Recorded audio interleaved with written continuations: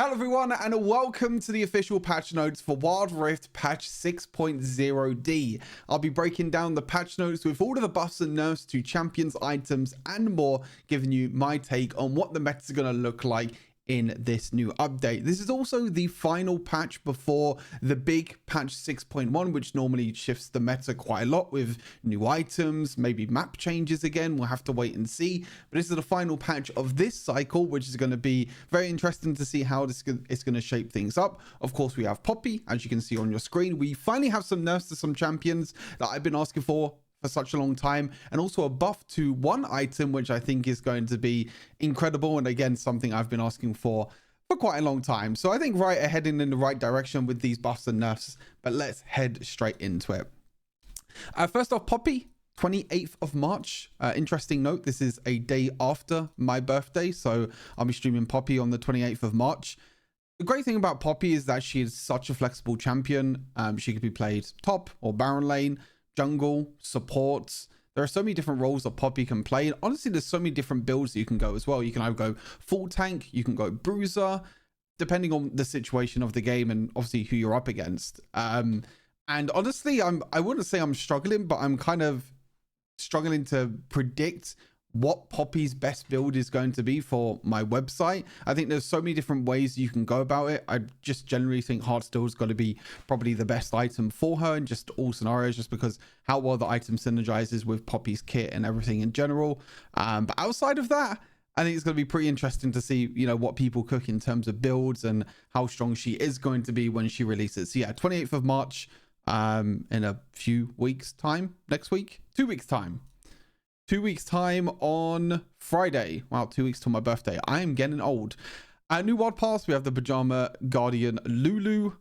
Wild Pass Sprint events. Poppy's Challenge. April Fools. I actually don't know. Oh, we're getting the Pizza Delivery Severe skin, I think, for April Fools. I think we're only getting one skin this time. ARAM and Arena final seasons. Hextech ARAM extended. All good stuff. All right, on to the important stuff. Champion changes. Corki. I honestly think Corki is pretty underrated right now. I think that a lot of people just not picking Corki in the right scenarios. The problem with Corki is that he's a very low auto attacker range champion that focuses a lot on landing his abilities, especially his ultimate when he picks up his package now with his new ultimate. And you need to support him with a lot of crowd control. And probably people playing him with like Lulu and Janna and Yumi, that just doesn't work, unfortunately. You need these big beefy supports like Nautilus, Thresh, or anyone like that that can help Corki land his abilities. He definitely didn't feel that strong. I think some of his, you know, his ultimate especially didn't feel too strong, especially his big rockets. I think his other abilities are okay. The third ability is just absolutely insane for wave clear and shredding armor now. I'm surprised he got buffed. I'm surprised that maybe Riot didn't wait for a little bit longer to see how the balance shaped out and how things worked out with him. A little bit of attack speed per level. This basically does nothing at all. Attack damage per level, so we're getting 0.5 extra attack damage per level, so an extra 5 AD at level 10. This is a big change though. The missile barrage, the ultimate, the charge time is going from 20 seconds down to 16 seconds to be able to get another rocket. And the auto attacks, the charge time, which as I've mentioned before with Corki, is 2 seconds when you auto attack, which is plus 200% critical strike rate. So if you get 100% crit rate, this goes up to 4 seconds, sorry. Is now going to be 2 plus 300% of your crit.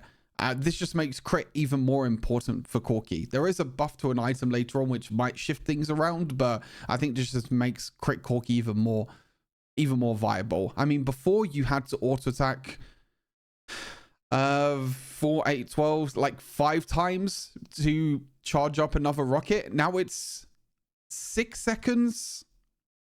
And it's a 16-second cooldown. So now you only need to auto attack 3 times to get another rocket. So before you had to auto attack 5 times because it was, you know, 20 divided by 4. Now it's 6 divided by 16, which obviously doesn't go, but it'll probably be 3 or 4 auto attacks. So that's pretty good, honestly. Like, a few less auto attacks to be able to get more rockets and have more rockets available to you. And of course, this is big with his new package, because every single time he hits an ultimate, he gets closer towards his package to be able to pick up 4 big ones. So this is a really, really nice change. I really like this. This is going to give Corki just a lot more potential in terms of damage and everything else. This doesn't really change too much, but it's what it is. Annie, I just never see this champion, to be fair. One of them champions that are just really easy to play, but doesn't really have the skill expression compared to like other mages to really pop off. Mana consumption on the first ability going down at every single rank, actually going down by 15 at every single rank, which I guess is quite nice for a laning phase. It means that she can use this a bit more for poking and not worry too much about mana. Might even mean that you might not even need to build Ludens anymore. That might be quite interesting. You can maybe go for like a full burst damage Annie build, because the mana consumption's gone down. We'll have to test that out for sure. And the damage as well, the base damage has gone up in the mid and the late game, and the ability power ratio has gone up, which is more of a late game buff. And then the movement speed on the third ability has gone up at every single rank by 5%. This is quite nice. I really like the movement speed, and especially in Wild Rift, you can give the movement speed over to an ally as well. You can give the shield over to an ally, so I think this is quite nice. Just even if you want to play support Annie, for example, I mean, just in general, when you're playing mid lane Annie, this is quite nice. Buff on the first ability is also quite nice. Again, just helps you with laning phase, helps you with last hitting minions. Like I said, I think the problem with Annie right now is that her skill expression is just not as high, and she doesn't have a lot of outplay potential. She's just kind of like a one ability champion that if you hit your ultimate and if you have enough burst damage at that time, you can one-shot someone. But with things like cleanse in the game right now, QSS being so powerful, of course, Veil enchant, there are so many ways in which players can just stop Annie's crowd control, and then she just becomes useless. So interesting buff. We'll have to test her out and see what she feels like, but I don't think it will really change too much.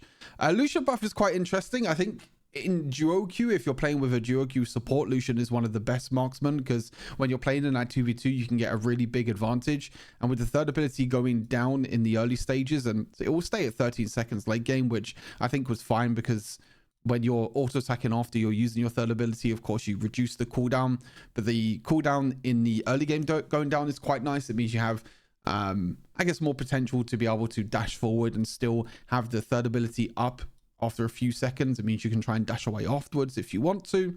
And the attack damage per level going up by 0.5, which again, 0.5 is not too much, but it gives you like 5 AD at, level 10. So a little bit of extra AD for Lucian to do more damage. I think the problem is solo queue Lucian is a bit difficult, kind of similar to Corki in a way, in which Lucian and Corki both have very low attack range, and it's very difficult knowing the timing to dash in, with obviously Corki with Valkyrie, Lucian with his third ability as well. It's really difficult to know when to dash in and where your limit lies. But these buffs will definitely help out Lucian a bit. Ezreal. Now, there's a buff to Ezreal, but I have to say, Ezreal is getting 3 buffs this patch. This is one of them, and then there's 2 a little bit later on, which I'll talk about as well in terms of items and runes.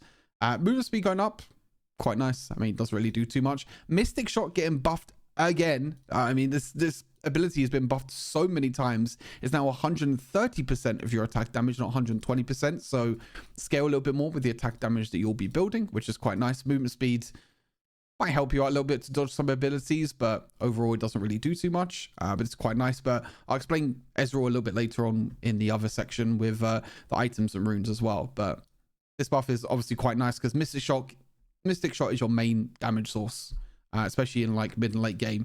It's all about landing your Mystic Shot, and that's why Ezreal in general is, I wouldn't say weak, but a bit more difficult to play, and why he's not really reliable as an AD carry, because he just relies on his ability so much to deal the most amount of damage possible. Wukong laning phase buffs. I think this looks like mana consumption going down, cooldown of the empowered ability, which is the empowered auto attack, which is an early game buff as well. Late game staying the same. Early game regeneration buff. So they're really trying to push Wukong more into the Baron lane again, rather than jungle. Even though Wukong jungle is still probably more popular than Wukong top lane right now, these buffs are definitely going to help him a lot. Especially the mana consumption means you can spam these abilities more often. You don't have to worry too much about mana in the early game. This going down by 10, this going down By, well, 20 in late game, but 5 in the early game. So overall, these two buffs are really nice. Of course, the cooldown in the early game as well on your first ability. This is your main damage tool in the early game when you're playing in the Baron lane. If you can use this and stack Grasp of the Undying plus Golden Staff combo does a crazy amount of damage during early game. So this going down in cooldown is pretty scary, I think, because Wukong's going to do a crazy amount of damage. Then health regeneration going up on the passive is also quite nice. But yeah, definitely pushing Wukong more into the Baron lane rather than the jungle. And these buffs will definitely helping out with that. Graves, again, another champion kind of like Annie that I just never really see, to be fair. And I never really think to myself like, oh, I want to pick up Graves. I want to try and, you know, play Graves a little bit more. I just don't see the reason of picking up Graves. I don't know. There are other marksmen in the jungle that are even better than Graves right now. Like Neela, I would probably pick over Graves at the moment. He just doesn't do enough damage. He's just not tanky enough. His abilities can be quite difficult as well because they're skill shots. Matter resist going up is a bit interesting. Maybe you see like mid lane Graves or top lane Graves. I highly doubt it, but maybe you will. I don't. There was a thing a long time ago, like a few years ago in competitive, where Graves top lane was really, really strong, mainly because of the true grit, sorry, being very, very strong, which they have buffed again, to be fair. So I mean, you have true grit passive, you have your base stat passive with your magic resist, cooldown going down on your first ability. It could be a thing. Let me know what you think. Maybe it could be a thing that Graves in the lane could be quite strong. You just clear waves, you roam around, you try and become like a second jungler in a way. Could be possible. Cooldown go down, as I mentioned, on the first ability, and also the damage to monsters going up. Yeah, in general, Graves just clears jungle very, very slowly. He doesn't have the setup to gank very well because he doesn't have any crowd control, and also his scaling is not that great either because his damage is not there, and his survivability is also not great. So Graves just struggles right now in the current meta against so many other junglers that are very, very powerful right now. Mordekaiser buff and nerf. Okay, buff and nerf. First ability getting buffed at every single level. +4 to 90, +4 to 70. So the base damage is getting buffed. This number's getting nerfed.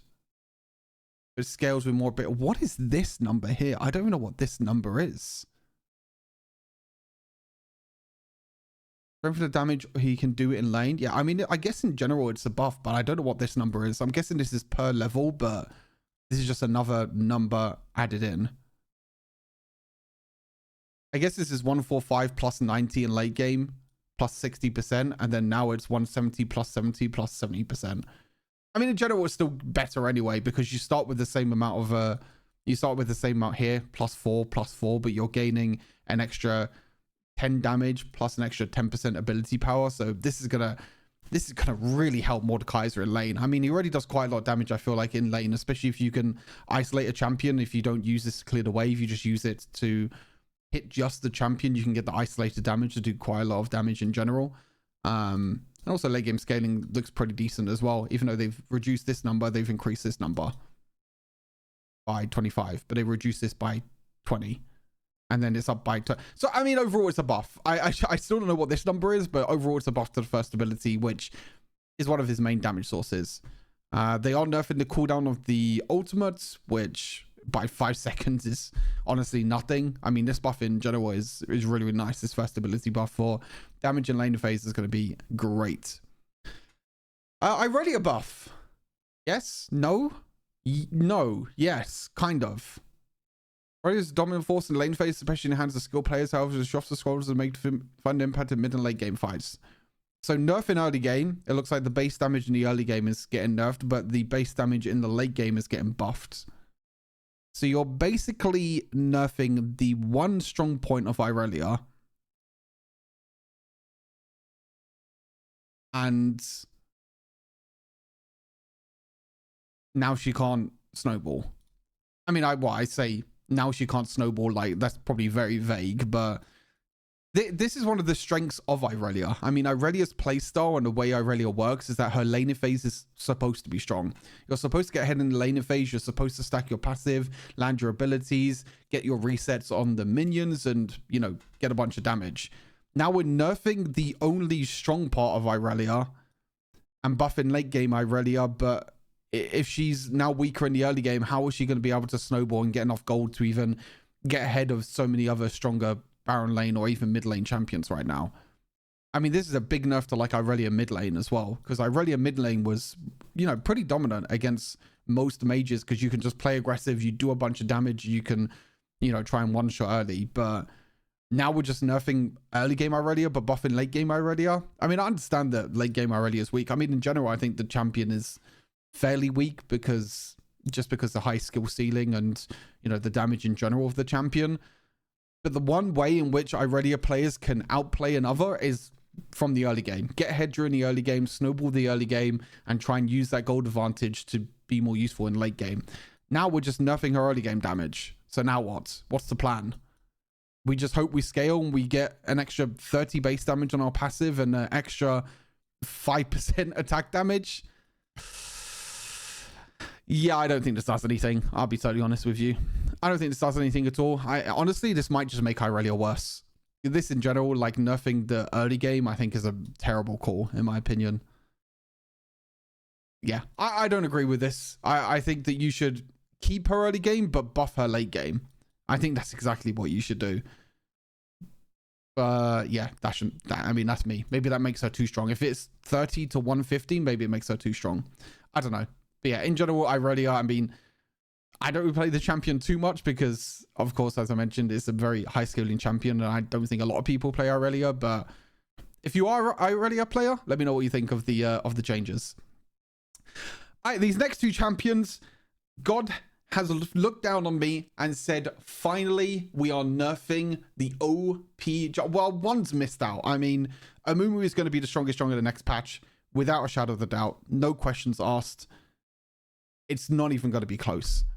But they're finally nerfing Echo and Ambessa, which is great. These two junglers have been at the top of the game for pretty much this entire like patch cycle, I would say. And since like the start of the year, maybe even late last year as well.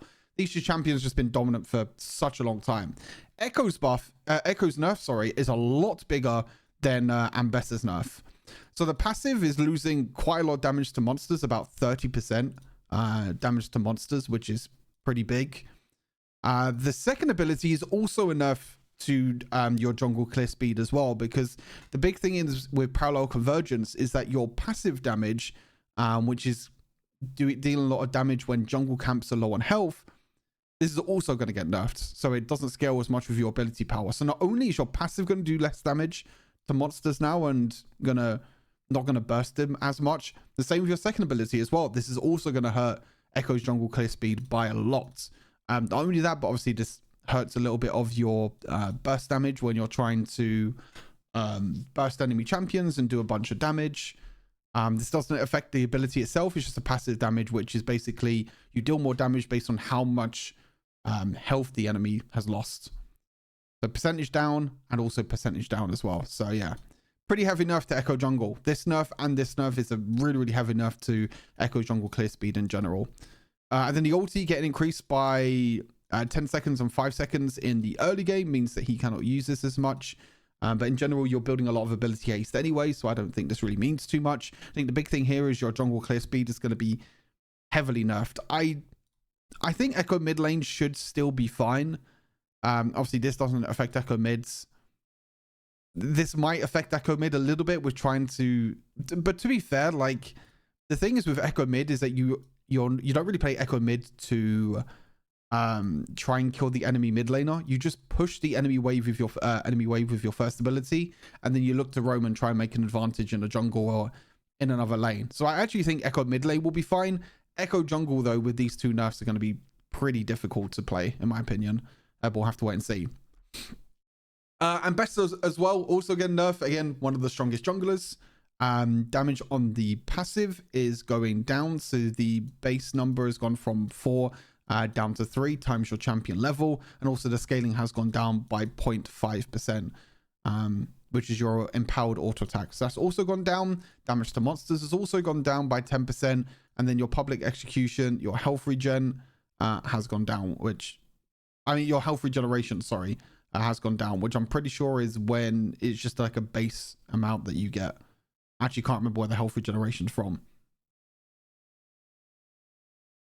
But it goes down anyway. Percentage gone down, and also base value has gone down. Base value has gone down, and also percentage has gone down. So yeah, I think Ambessa will probably still be playable. I don't think this 10% is enough, and I don't think this is really enough. I mean, I'll have to test it and see. The things with Ambessa is that she has a playstyle that just fits mobile so well. She's super mobile. She has her resets with her ultimate. She just does a crazy amount of damage. Also, this might be when you get the reset. The health regeneration when you get a reset. That's what I think it is. Yeah, we're just Ambessa's playstyle in general. She just works so well on a mobile environment that I don't think this will really affect too much. But like I said, with these two champions being nerfed, Amumu is like the king of the jungle. He's on top of the world right now. He's not sad anymore. He's the happiest fucking mummy alive. So yeah, them two nerfs are in there. Holy moly, chat. This is something that I've been I've been talking about on stream and on videos for way too fucking long. Manamune is one of the slowest scaling items in the game, and the scaling of this item just means that it just turns to complete shit. It's one of the weakest AD items in the early game. Your scaling was absolutely terrible, so you never actually got to mana fast enough to even make an impact. So now you get an extra 5 mana. Yay! Every single time you auto attack and use an ability, you get an extra 5 mana now towards going towards mana. So that's great. I think this is really nice. Again, this is an Ezreal buff as well. So not only did Ezreal's Mystic Shot get buffed, Manamune scaling also got buffed. And when I tell you that I still see people build Tear of the Goddess into Trinity Force and then buy Manamune, you are going to lose so many stacks if you do not build this as a first item. You need to complete Manamune and use this as a first item. This is not tier being changed, by the way. This is Manamune, the completed item, which you need to build first now. But we'll have to see how this changes the tempo and how quickly you can get to more mana now. Again, as I mentioned, especially on champions like Ezreal, which that extra five mana that you're getting every single time that you use an ability is really nice. I really like this change. I think this change should have been a long time ago because, again, one of the reasons why Ezreal is pretty weak, but Ezreal getting this buff and also the previous buff is pretty scary. Nerf to Stone Plate. This enchantment is just very powerful. You're still going to get the enhanced shield when you're nearby to like 3 or more enemies or 2 or more enemies, whatever it is, but the base value of the shield, which scales off maximum health, is going down by 4%. This enchantment will still be very good, and yeah, the shielding that you gain is just way too powerful. Glorious enchant, no one ever buys this shit at all. Range of triggering, shockwave, optimization mechanism. After chasing the shockwave, the original 15% bonus move speed will not be removed. I mean, I still think this enchantment is terrible. No one takes this enchantment at all. Like, why would you take this over Stone Plate, QSS, Stasis, anything like that? It's just so much stronger than this. So yeah, I don't think this changes much, this buff at all. Locket nerf, interestingly enough. The addition of Forbidden Idol. Locket's been building too much shielding in the mid late game. Really? I've never seen someone take Locket enchant. The problem is I don't think you're ever taking Locket enchant over like Veil as a support. Like, why would you ever take Veil enchant? Why would you ever take Locket over Veil enchant when there's so much crowd control in the game and the Veil enchant can just save your AD carry so much? So that's an interesting nerf. Maybe it's some forbidden Chinese tech that I just didn't know about, I guess. That could also be the case. That could also be the case, but I've never seen people build Locket for a long time. Magnetron low-key is a pretty strong boots enchant. I've been seeing people build it on like Blitzcrank, Alistar, Thresh. Now you gain 30% bonus move speed for 1.5 seconds upon reaching your new target.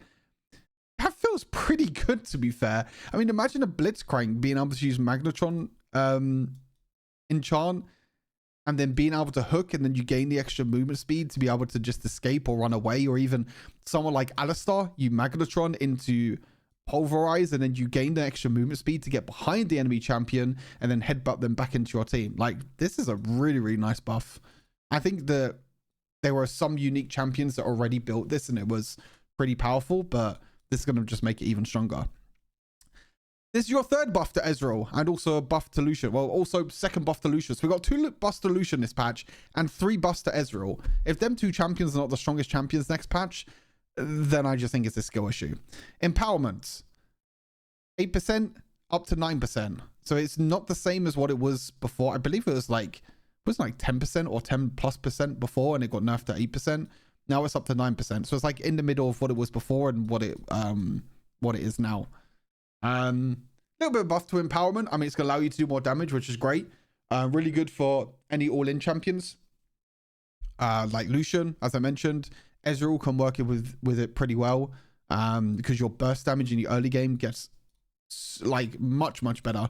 Because if you go Conqueror plus Manamune, your early game is just so weak and you're basically just AFK until you can fit upgrade to Mirror Mana. And sometimes you prefer to have the burst damage for that laning phase advantage over Conqueror for the late game fights.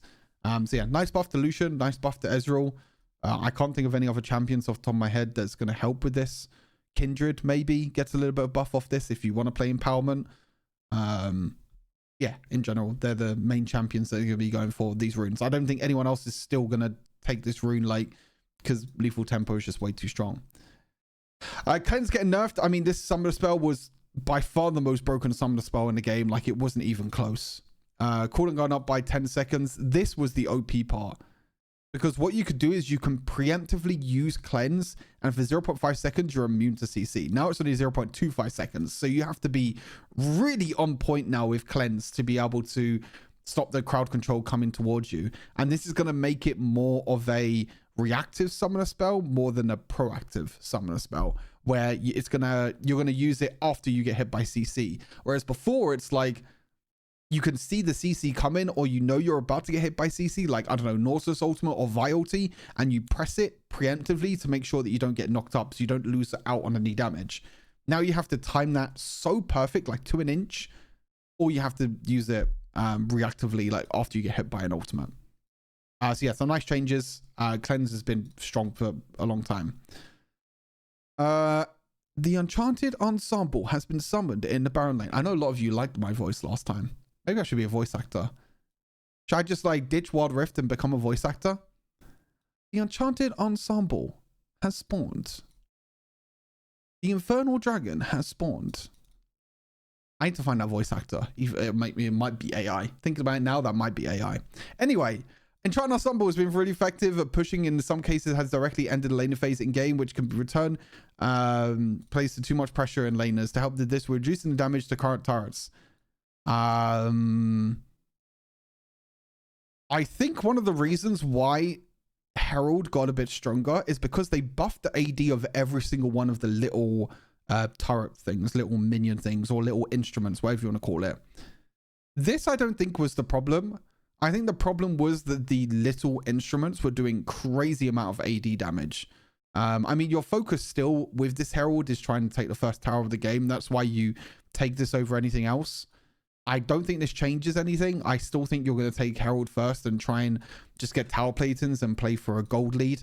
Especially if someone's already taken like 2 or 3 tower platings, you can easily take first tower of the game still. I'll just be interested to see how much charge damage gets dealt now. From 60% to 50% is quite big. I mean, that just means now that you lose 50% of the tower. Doesn't 50% mean that you have 3 tower platings there? Because I think with Herald, when you use Herald, there's 2 tower platings left when you use Rift Herald. I'll have to rewatch a video and figure it out. But I think after this, it's going to be 3 tower platings left. So it might be a little bit more difficult to try and break through the last 3 tower platings because they get the extra armor and magic resist. Interesting. We'll have to figure this out and see if this is any good. But yeah, this will be interesting to see whether this will affect the meta or who goes for Herald and who goes for Dragon. Baron obviously received a micro patch. I don't know if you lot saw it in game. If you haven't logged into the game recently, Baron got a bit of a nerf to the minions, how tanky the minions are. And now we're getting even more nerfs as well to Baron buff. They're really trying to nerf how powerful Baron buff is and how much of an end game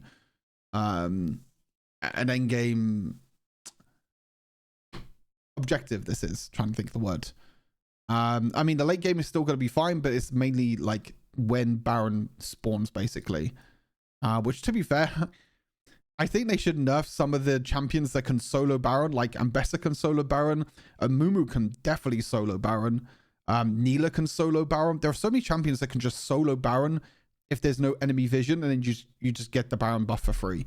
I think that's the problem more than... I mean, maybe they need to buff Baron's damage. That's the only other thing I can think of, but... This just means that you're going to you're going to get less damage reduction. It means champions are going to deal more damage, but I think it's still going to be a really, really big buff, and it's still going to pretty much end the game for you. Some arena changes, if you want to read through that, and some Hextech augment changes. And I think that's everything. New skins, Dragon Monster Jax. I saw Dragon Monster Cassidy, by the way, and also this skin, Truth Dragon Yasuo. These two skins look insane. Piece of delivery severe for April Fools. And that's everything. That's all the changes. Like I said, I think this patch is really, really nice. I think there are some really big changes here. Manamune changes, Ambessa nerf finally, Echo nerf finally. You know, there's some changes here that are really going to shape up the meta. Like Ezreal got 3 buffs, Lucian got 2 buffs. We also have Poppy coming as well in a few weeks. Like there are going to be some, I feel like, big meta shifts, hopefully. I hope so. Or Ambessa and Echo just might be that strong that the nerf doesn't do anything and we still get Echo and Ambessa every game. We'll have to wait and see. But I appreciate you all tuning into the video. Hopefully you enjoyed my breakdown. It was a pretty big patch as well, so pretty long video. Hopefully you enjoyed. And I'll see you all on Friday where I'll be streaming the new buffs and new changes to the new patch. So I'll see you then. Take care. Have a good rest of the day.